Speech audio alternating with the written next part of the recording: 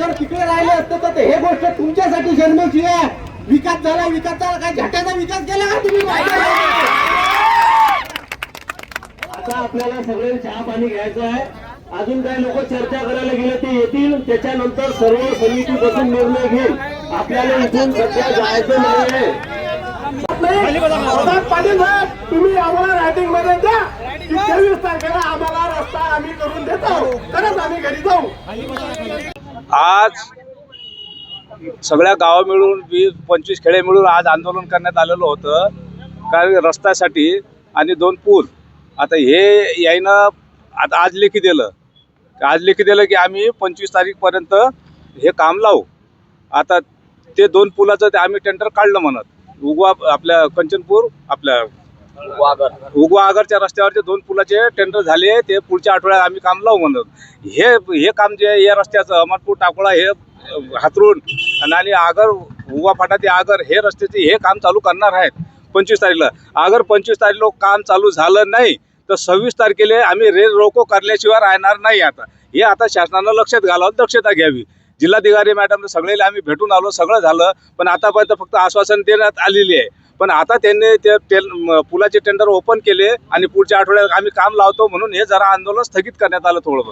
आज या 25 पर्यंत जर काम नाही झालं तर 26 पासून आम्ही रेल रोको करू, रस्ता रोको करू. आता सगळे आता हतखंडे आम्ही वापरायला तयार आहोत. याची शासनाने दक्षता घ्यावी. आम्ही 25 खेड्याचे लोक आहोत. 12 महिने झाले आमचे रस्त्याची मागणी करत आहोत आम्ही. पण आम्हाला थापावर थापा देत आहेत. ना आमची कोणी खासदार साहेब काळजी घेत आहे ना आमदार साहेब काळजी घेत आहे. हे पूर्ण संतप्त जनता स्वतःच्या मतानं, कोणी पक्ष नाही, कोणती जात नाही, सर्व जातीचे. महाराष्ट्रात एकमेव उदाहरण आहे की सर्व जातीचे लोक निष्पक्ष भावनेनं एकत्र येणं सोपी गोष्ट नाही आहे. हे पुरे तळमळीने जनता आलेली आहे. याच्या इकडे मी म्हणतो महाराष्ट्रातल्या वरिष्ठ नेत्यांनी लक्ष द्या. तुम्हालाही मी पत्रकार बांधवाला सांगतो की आमचा रोड एक वेळ टीव्हीत दाखवा की अशाही परिस्थितीत लोक राहतात. सहनशीलतेची आमची हद आहे. पण आता आमची सहनशीलता सुटत आली. सुटत जाता आम्ही कोण्या स्थळावर जाऊ हे आम्ही आता मी म्हणतो ना, आम्ही कोणालाच भेट नाही. आम्हाला भेणं आता समजतच नाही. कारण हे कसं होऊन राहिलं माहिती आहे का? आम्ही जेवढी सहनशीलता केली तेवढंच या गोष्टीचा हे लोक फायदा घेऊन राहिले. यायचे काय असेल ते अंदरल्या गोष्टी आपल्याला हे माहित नाही. टक्केवारीसाठी का कमिशनसाठी कावड्यासारखे लुसलुस करून राहिले हो लोक. जनतेच्याकडे मतदान मागतात, राजा हात जोड मतदान मागतात. आता जनतेच्याकडे दुर्लक्ष आहे. इथं कोणी येऊनही पाहत नाही. सर्व जातीचे सर्व धर्माचे लोक इथं आहेत. पुढची भूमिका काय? आता पुढची भूमिका आमची अशी आहे. 25 तारीख साहेबांनी दिली आम्हाला. 25 तारीख लेखी दिलेला आहे.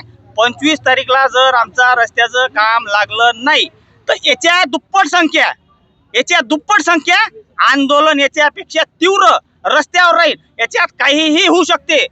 याची जबाबदारी सर्व नेत्याची राहील आणि अधिकाऱ्याची राहील.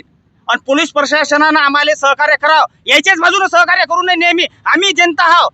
जनतेच्या बाजूने सहकार्य करणं काम आहे. याला प्रोटेक्शन देणं काम नाही तुमचं. जनतेला प्रोटेक्शन दिलं पाहिजे तुम्ही. म्हणून आम्हाला पोलिसांनी सहकार्य करा. आणि नाही तर आमची काय दुर्दशा आहे हे तुम्ही सर्वांनी पहा. आमचं चुकीचं जर असलं तर आम्हाला सांगा. आम्ही जेलातही जायला तयार आहोत याच्या पुढे.